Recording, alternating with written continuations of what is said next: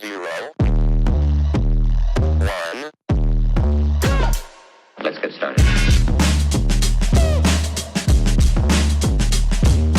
Addiction, alignment, and the signal to lead differently. You don't lead well by hiding what nearly destroyed you. You lead well when you name it and then decide it no longer gets to run the show. This week on Elevate Life, I sat with Cassandra Worthy, and the first thing she shared stopped me cold.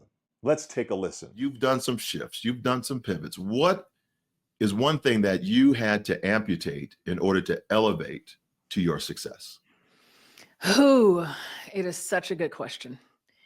And if I think about the one amputation that I have done in my journey that has elevated me to embrace and understand my purpose of being in this vessel and having this life experience, it is the amputation of my actively living in my alcoholism. Actively living in my alcoholism. Once I embraced my alcoholism and decided to amputate being in it every day, thinking about what I'm drinking next, who I'm drinking with, what time do I need to recover. Once I embraced that, let go of it, I was able to elevate the light that we all have, this tap that we have to our divinity and this wisdom, divine inspiration, and allow that to shine and elevate fully. And I'm so grateful. I'm so grateful. And today I still believe that the nature of my alcoholism is a gift. It's one of my superpowers. Because all that energy and that focus that I put into drinking and the drugging and all that turned out to free up my brain and my mind and my light in a way such that I could go off and build a business while still leading innovation in corporate America. And then recognizing this is the thing I'm meant to do in this world. And then completely shift focus and, do what I do today. Let's just take a breath here, because what Cassandra said takes courage and clarity. She didn't just say, I had to stop drinking. She said, I had to amputate the way I was living in my alcoholism, the mental obsession, the daily calculus of who, when, and how to drink. And here's the kicker. She didn't reject her past. She called it a gift. She called it her superpower, because once she let go of hiding, that freed up energy became fuel. It lit the path to founding a movement, to leading innovation by day and building a global leadership brand by night. Not despite her addiction history, but because she let the light come through it. And if you're in leadership right now, especially in a moment of transition, you know that that kind of truth isn't weakness. It's the only way we make it through with our soul intact. I've always said the hardest part of my transition isn't the identity or the loss of the leg itself. It's the identity. When wrapped around the thing that we need to let go of. For me, it was my leg. But more than that, it was my sense of invincibility. That if I worked harder, trained more, pushed through, I could avoid the pain. It took me a long time to realize what I needed was not more grit. It was surrender. It was truth. That's why Cassandra's signal, opportunity, choice framework resonates so deeply with me. The signal, her addiction wasn't sustainable. The opportunity to build something new with her freed energy. The choice to lead, speak, and serve with nothing left in the dark. Here's the leadership translation. Most executives don't walk into Monday morning saying, I'm going to burn out today. But it happens when the habits they've normalized start running the show. Overwork becomes a badge. Alcohol becomes a cushion. Silence becomes the price of admission. That's what Cassandra calls actively living in your addiction. And that addiction might be to perfection, approval, or performance. The cost? Diminished presence, dulled decision making, a team that mirrors the leader's anxiety. What if the best culture strategy isn't another change initiative, but a moment of personal reckoning? That's how Cassandra built change enthusiasm. That's why leaders invite her into boardrooms, because when you let emotions be data, not drama, you get transformation, not just transition. Companies that adopt her model don't just retain staff, They rehumanize leadership. They create climates where purpose can thrive and people can finally breathe. So here are 3 strategies to amputate to elevate. Let's walk Cassandra through the resilience action model. Number 1, reckoning. Call the addiction what it is. She didn't sugarcoat it. She didn't hide behind wine o'clock jokes. Action. What are you using to soften the edge? Busyness, bitterness? Just be honest. Number 2, revision. Reframe your superpower. Cassandra said, my addiction gave me focus. She didn't discard the drive. It got redirected. So here's the action. What if the energy behind your struggle is the same energy that can build your legacy? Renewal. Build from alignment, not approval. Cassandra stopped defining success by titles and started measuring by truth. And here's your action. What would change in your leadership if alignment, not ambition, was your compass? What are you living in that you've convinced yourself you've moved past? The old belief, the old behavior, burden, or bottle? You don't have to shame it, but you do have to name it so that you can amputate it, reframe it, and elevate from it. Your leadership depends on it. Want to join other leaders doing this inner work together? Sign up for the Elevate Life Executive Strategy Sessions happening on Thursday, July the 17th at 5 p.m. Eastern Time. We are diving into leadership challenges just like this one and coach toward clarity in real time. This is where leaders stop pretending and start leading from truth. Here's elevation number 2, breakdown, burnout, breakthrough. How Cassandra Worthy built a model from the mess. Most people think burnout means you're broken, but what if burnout is actually a beginning? The next insight from Cassandra Worthy, it really shook me. Not just because of what she went through, but because of what she chose to do with it. Let's take a listen. My brain is going to this $5 billion acquisition that you nearly walked away from, right? So during your company's transition. And I'm trying to understand the mindset for our audience and our listeners of how this framework fits into that type of commitment or not. Because some wouldn't do it, right? Some would have walked. So I want to understand that from you, kind of going into the weeds a little bit of how that fits and this kind of story behind that.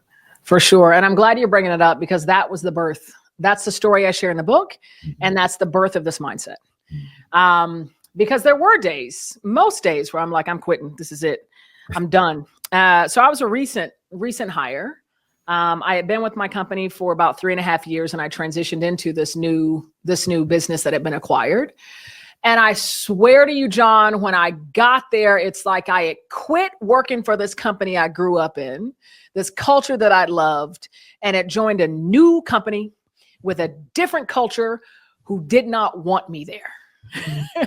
And it was this, and any of you listening who have gone through acquisition, or you may be going through something right now where you've gotten some culture clash, you feel that us versus them, right? And I felt that every day walking up and down the hallways. And it's like I had been in a culture and an environment where all of my ideas were listened to, where I had, they placed value in what I was offering. They knew that I was bringing the goods. To we don't care what you're talking about. We've been doing this for over a century. We don't need y'all here, right? Us versus them. And I was so frustrated. And I felt like I had walked so far back in my career and I felt like I was just starting anew. And I was losing all the momentum that I had gained in my career because I was being groomed, right? And this is why they sent me there early on. And I remember I talked to a mentor. Because this is before I started talking about and recognizing change enthusiasm. I certainly didn't know what I would call it. And before I started recognizing the emotional energy I was feeling as a gift, I went to a mentor and I basically was venting, right? And y'all know, listening, you know about venting. You know that you do it and that it feels good, transferring that emotional energy. So I was venting to my mentor, telling her everything short of like, yo, you need to fire my manager. You need to fire these 9 people over here that are terrible, right? And she told me, Cassandra, you can either get bitter or you can get better in this moment. And it's your choice. And John, I will tell you, when she first told me that, it pissed me off. So I'm like, what? What you How talking is it my choice? You're the one in the position of influence. You have the power, not me. What? But it stayed with me. Bitter, better. I have a choice. Bitter, better. I have a choice. And I started to recognize that I do have a choice on how I show up, how I experience this change, what I do with all this emotion that I'm experiencing. I have the power to choose how I use it and how I can transform it, how I can get curious, how I can move from anxiety and resentment to curiosity, right? And just trying to understand. Yeah. And so that's when I started to formulate this mental framework, knowing that the emotion was there to serve me and that I have a choice to reach better, that next best feeling. Right. And so that was the birth of it. And so that's what I tell the listener when you're going through something right now where you're feeling all these signals, you feel frustrated every day, you feel like, oh my goodness, I've got to quit. This is terrible. First, ask yourself the question, is this an environment and a culture that still aligns with my personal values? Right. Is this a place where I know that I can continue contributing and they respect me and it aligns with my values? If the answer to that is yes, then allow these signals, these emotions to guide you towards your greatest opportunities. What can you do to make all this work for you as opposed to against you? Where can you experiment? Where can you like lean on curiosity and use your agency and choose how you show up? And you'll start to see little light, right? And that's what happened with me. I started seeing a little light, and it got better and better and better. And I still had my challenging days. I still had days of stress. But there were days when instead of feeling so depressed, I just felt stressed out. There are days when I felt, instead of ridiculous resentment, I felt intrigued and curious, right? So it was a little better energy, if that makes sense. Yeah. Absolutely makes sense. Imagine this. You're a top performer, handpicked, groomed, trusted. Then you get reassigned during a massive $5 billion acquisition. And when you arrive, you realize they don't want you there. Well, that's what happened to Cassandra. The hallways were cold, the culture clashed, and she went from being seen to being invisible. Y'all can see me? From having a seat at the table to barely being acknowledged. Most days she wanted to quit. She felt like she was walking backward in her career, like everything she'd earned just vanished. And in the middle of that storm, her mentor offered her one line: you can get bitter or you can get better. It's your choice. At first, she was furious. How could this be my choice? But that sentence, bitter or better, became the spark. Not because it was easy, but because it revealed her agency, her power to choose, how to experience the pain. When Cassandra said that moment became the birthplace of her framework, yep, got it. I nodded. Because I know what it means to build something from rubble. You see, after my amputation, I didn't immediately see it as a turning point. I saw it as failure, the end, setback. But what I now call my champion's mindset was born from the exact same space Cassandra was in. The space where you're underestimated, the space where your old identity no longer fits, the space where you're asked, why am I still here? Cassandra took that space and turned it into a system: signal, opportunity, choice. She stopped venting and started listening. She started asking, what is this emotion trying to teach me? And that's how change enthusiasm was born, not in a boardroom, but in a hallway she felt invisible in. This is the moment most leaders miss. They think high stakes transitions are just about numbers, plans, and people. But what Cassandra shows us is that every major change is also a crucible of identity. Mergers don't just blend companies, they confront leaders with loss of culture, loss of power, loss of place, and if they're not careful, loss of purpose. And that emotional undercurrent doesn't go away because you ignore it. It becomes resistance, disengagement, attrition. Cassandra flipped the script. She taught companies to treat emotion as a strategic asset, not a distraction. And she started with herself. She didn't wait for the culture to change. She became curious. She experimented. She moved from resentment to agency. That's leadership. Not perfection, but presence. Not control, but choice. Now let's walk this through our resilience action model again. reckoning owned the emotional signal Cassandra felt: resentment, depression, and invisibility. But instead of numbing it, she listened. Here's the action. Name what emotion has been showing up in your transition and what it might be signaling. Number 2, revision. Reframe from bitter to better. Her mentor's line didn't sit well at first, but it opened the door to possibility. Where in your life or leadership would curiosity replace control? And then finally, number 3, build from what you now know. This is where change enthusiasm took root, not as theory, but as lived reality. What process, framework, or mindset could you create from your own breaking point? So let me ask you, what's the hallway that you've been walking through, hoping someone sees you? Where do you feel that culture clash, that dissonance, that silent question of, do I still belong here? That signal might not mean it's time to leave. It might mean it's time to lead differently, with truth, with curiosity, with power. Because as Cassandra reminded me, your pain doesn't disqualify you from your leadership. It might just be the birthplace of your biggest idea yet. From change curve to change catalyst. Change doesn't wait for your plan, and it definitely doesn't care about your linear model. Cassandra Worthy realized this the hard way, and then she rewrote the rules. Let's take a listen. How were you able to really, once you latched on to that model, begin to market in such a way that people said, oh, got to have that? Oh, I love these. All right. So what is this thing? What is change enthusiasm? And why is it so relevant and so important as we think about modern day change and evolving through the 21st century and beyond? For years, corporations and businesses have adapted and adopted the change curve.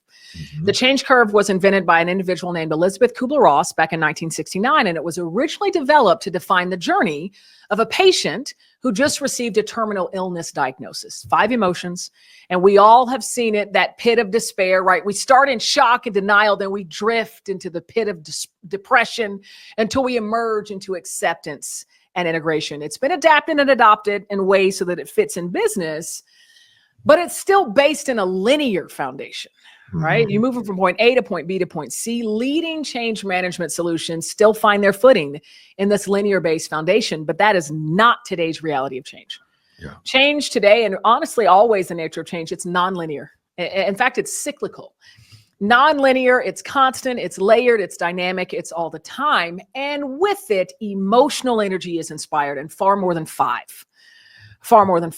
And so what I am striving to do is present the mental framework and the mindset that invites emotion into the change conversation. Because even though change management solutions up until, I launched my company had claimed to be human-centric, emotion never had its rightful place at the table, Mm-hmm. right? It's kind of like you don't really talk about emotions, you suppress them. There's so many executives that have grown up in cultures where emotions should be left at the door of business because they get in the way, they slow us down, just make the employees do the work. And so I recognize moving through these multi-billion-dollar acquisitions that the emotions are going to exist whether you acknowledge them or not. And either they're going to keep your employees stuck and move them backwards against where you want to take them in your change, or you can arm them with the way to use them as fuel, as guideposts to move you forward. So it's a 3-step process. And I tell individuals this framework is simple, but it's not easy.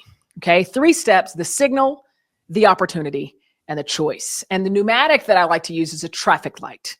The signal being the red light, the yellow light being the opportunity, and then the green light being the choice. So this first step, the signal, is these really difficult emotions that are inspired when we're moving through a lot of change. That fear, that frustration, that anger, that anxiety, that apprehension, that overwhelm, which millions of us are experiencing today or are sure to experience sometime in the future. That's billions of us. That's every human being that's living, because this is an infinite resource that will never go away. So the first step is about allowing those emotions to exist, not suppressing them, not ignoring them, trusting they're there for a reason. They're there to serve us, especially in change. And they light the path to the things we care most about and the things where we have our greatest opportunities to learn, to grow, to evolve, to inspire. Right? So as soon as we can traverse what I call the mental bridge of trust, I'm feeling so frustrated, my fists are balling up, My mouth has gone dry. I know my physiological cues. Okay, I'm going to mentally go on my bridge of trust. These things are here for a reason. They're serving me. I'm being invited into my moment of opportunity. In step 2, the work happens. How can I make all this around me work for me as opposed to against me? Because it must be for me. All change is for me because I had the opportunity to learn and to grow. So you're weighing options. What can I do? How do I want to take my career? What connection is no longer serving me? What connection needs to be nurtured, right? Opportunities. And then the third step, the choice. This is where we never lose our agency. Right. And I believe that the greatest leaders of our future will always maintain agency when going through this acceleration of evolution and change that we're all experiencing. Through the power of choice, we can transform what I call those growth stalling emotions of change, fear, frustration, anxiety, apprehension, into growth sustaining emotions, that joy, that anticipation, that gratitude, and it becomes fuel through our conscious choice. The power of this mindset is that it matches the nature of change, because the inevitable will happen no matter how many choices you make. Fear and frustration at some point is going to reemerge, right? You have a conversation with a manager and he tells you, yo, I got to give you 10 more priorities. Oh, frustration, signal. Right back into the first step, practicing this mindset. Okay, what's my opportunity right now? What are these 10 things? How can I use them to grow? What will I choose? And so it's a cycle. It's a cycle. It's a practice. Yeah. It's a practice. And the more you practice it, neuroplasticity, comes in, your resiliency grows, and then constant change becomes your competitive edge because you were armed with the means to use all the energy that's inspired as your own fuel. For decades, change management has been stuck in a funeral framework. The change curve most companies use, it was created in 1969 to help terminally ill patients cope with death. And yet, we're still dragging it into boardrooms to explain digital transformation? Come on now. That disconnect lit a fire in Cassandra. She realized change isn't linear, it's layered. It's not neat, it's noisy. And it doesn't come from 5 tidy emotions. It comes from waves, anxiety, grief, hope, dread, curiosity, often all at once. Most change strategies pretend those feelings don't exist, but Cassandra had lived them, and she knew they weren't problems to solve, they were problems to harness. So she built a new model, a modern model, a human model, and she called it change enthusiasm. I want you to picture something. You're at a traffic light, red. You feel the tension rise. It's your signal. Something's shifting. Yellow. You pause, breathe, and assess. What's the opportunity here? Green. You decide. You move forward. You choose your next best step. That's her model. Signal, opportunity, choice. Simple. Yes. Easy. No. Transformational. Absolutely. It reminded me of my own moment of reframing. You see, I used to think that my leadership was forged in medals, titles, or career steps. But real leadership, the kind that lasts through crisis, wasn't born the moment I stopped chasing control and started honoring the signals of discomfort. Like Cassandra, I had to cross that mental bridge of trust that every feeling wasn't a threat, it was an invitation. If you're leading an organization right now, this one's for you. The future of leadership won't be defined by who can predict change. It will be defined by who can metabolize it. Cassandra's gift is showing us how. She doesn't just teach a mindset, she maps it for us. She gives leaders a replicable, resilient path. Feel the signal, don't deny the anxiety, track it, explore the opportunity, ask, what's the emotion guiding me toward? Make a conscious choice, respond, don't react. And the beauty, it's cyclical, like breath, like growth, like evolution. This is why her clients aren't just surviving transformation, they're turning it into their competitive advantage, their competitive edge. Because once your team learns how to process emotional energy, change becomes something you don't fear. It becomes something you leverage. So 3 strategies to amputate and elevate. Let's close with this 3-part journey with one more pass through the resilience action model. Number 1, reckoning. Let go of linear thinking. The change curve might have helped explain grief, but it was never meant to guide innovation. The action is ask yourself, what outdated model are you still using to manage your future? Number 2, revision. Invite emotion to the table. Emotion is already in the workplace. Cassandra just named it. So here's your action. Start your next strategy meeting with this question. Yeah, what energy is present in this room? And number 3, renewal. Practice the model, not just the message. Signal, opportunity, choice, over and again until neuroplasticity kicks in. In action, where in your current change process can you build a reflective pause for curiosity? So, what's the last signal you ignored? That subtle feeling of tension, frustration, dread, curiosity? What if it wasn't a distraction, but a direction? This week, when change hits, and it will, don't go numb. Don't defend the old playbook. Practice the pause, cross the bridge, and choose the response that matches your future, not your fear. These are the kinds of conversations we're having in our Elevate Life Executive Strategy session. So if you are an executive navigating high stakes transition, navigating change, culture shifts, or identity transitions, you don't have to lead alone. Join us on Thursday, July the 17th at 5 p.m. Eastern Time. One commitment can shift your entire leadership arc. Just follow the link that's in the show notes or in the video right here. Next week, I'm joined by the amazing Denise Hamilton, the author of Indivisible. I can't wait for you to hear from her. And we're unpacking why hard choices are often your most intelligent ones. And I'm grateful for all of you. So now, go forth, inspire your world. We'll talk to you soon. Bye for now.